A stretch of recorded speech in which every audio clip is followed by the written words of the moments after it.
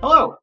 In this video, we are going to be continuing on going through my book, The Effect, which is available for free on theeffectbook.net. You can also find links to buy it there. So in this video, we're going to be talking about how to describe variables. That's kind of a weird goal here, but what am I talking about? So we have data. We are looking at data. We're doing quantitative research, and we have all these variables in our data. And what a variable is it's a measurement that you take over and over again over different observations, and you write down the same thing every time, right? I've looked at this field of flowers, and I want to record the height of every flower. So I record the height of this flower, and the height of that flower, and the height of this flower, and I've got thousands of flowers now in my database, and I have the variable flower height, which is different for every flower. Great. So that's what a variable is. So why are we so focused on describing them? What does that even mean?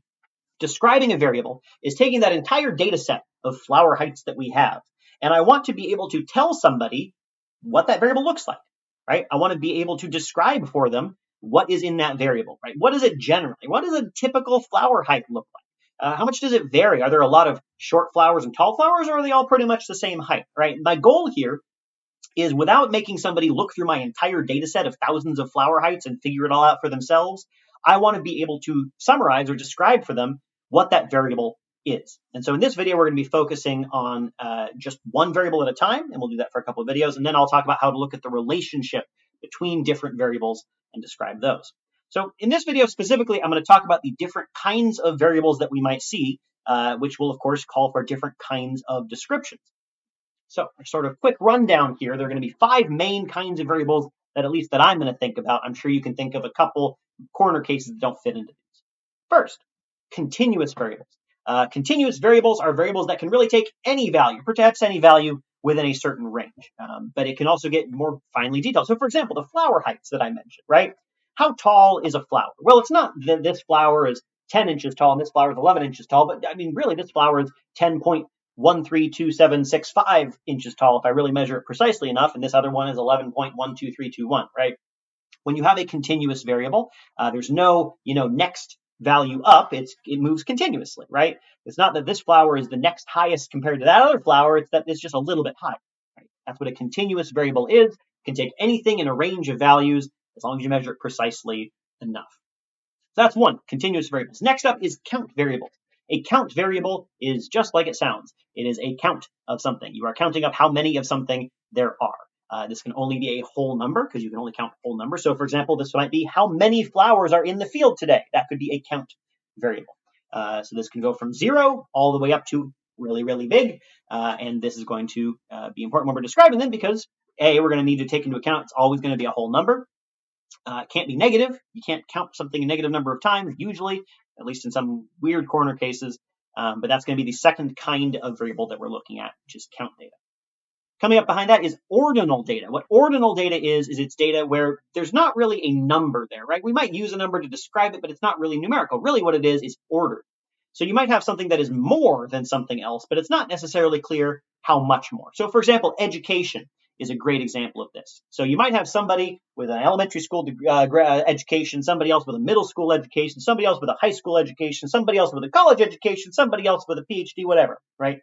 Now, we would probably all agree that the person with the middle school education has more education than the person with the elementary school. Somebody with a high school has more education than somebody with the middle school, and so on. But it's not like, high school is 1 more than middle school, and middle school is 0.5 more than elementary school. Like, that's not how it works, right? We just know that one is more than the other, not necessarily how much more. We can put them in an order, ordinal, but not necessarily, we can't give them absolute values that make any sense. That's ordinal data, which of course we need to take into account because we can't just take an average of that. Because if I took an average, what would I be taking an average of? I'm taking an average of elementary and high school and college, and I'm averaging those together to get high school, college. It doesn't make any sense, right? I can't put numbers on there to average out. So we need to consider how we would do that as well. Slightly more generic even than the ordinal variables are categorical variables. A categorical variable is when you have different categories that you can fit into. These are mutually exclusive categories, but they're not ordered.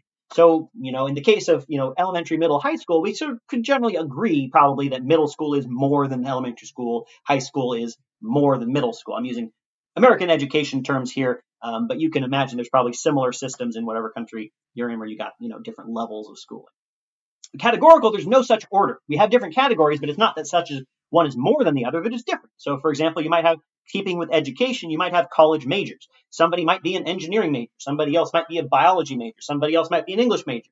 It's not like engineering is more of a major than English. They're just different, right? They're different categories. Categorical variables also contain binary variables where you can only be in one category or the other. So it's a categorical variable with only two options. So for example, you might ask somebody, are they left-handed or not? Right. So a categorical variable might be, are you left-handed or right-handed or ambidextrous, or are you missing hands? Right. Maybe those are the only possible categories. Binary would only be two options. You either are left-handed or you are not left-handed, which would be another version of a categorical variable. Both categorical and binary variables in particular come up a lot in social science research because there are a lot of categories that we're interested in comparing against. So that's going to be important to think about, especially when we get to looking at relationships as well. Finally, we have something that we're not going to cover a whole lot in these videos or in the book, which is qualitative variables. Now, these are variables that can't really be represented mathematically. They're just too complex. So for example, the text of a newspaper article is a qualitative variable. It's got a lot of text in it. If you wanted to interpret it, you might have to read it directly as opposed to just having a number that represents something. Like you could take the text of a newspaper article and say, this is the number of words in this article. That would be a count variable. But the actual text, the meaning of the article, that's qualitative, right? You might try to turn it into one of the other variable types by coding it, by going through the article and saying, okay, I think this article is about inflation and the military, and so I'm going to put it in the inflation category. I'm also going to put it in the military category. But it's a qualitative variable. It's not really meant to be used mathematically. If you wanted to use it mathematically, which is what we're doing in this course, really, you would need to then turn it into some other kind of variable like we talked about, continuous, count, ordinal, categorical. All right, so those are the 5 main kinds of variables that we can think about. And so we're going to be focusing largely on the first 4 when we're talking about describing variables and describing relationships in these videos. And it's important to think about what kind of data you have, because the way that you're going to describe a variable depends on the kind of variable that you have. And you want to make sure that you are doing the right kind of thing. All right, that's it. Thank you.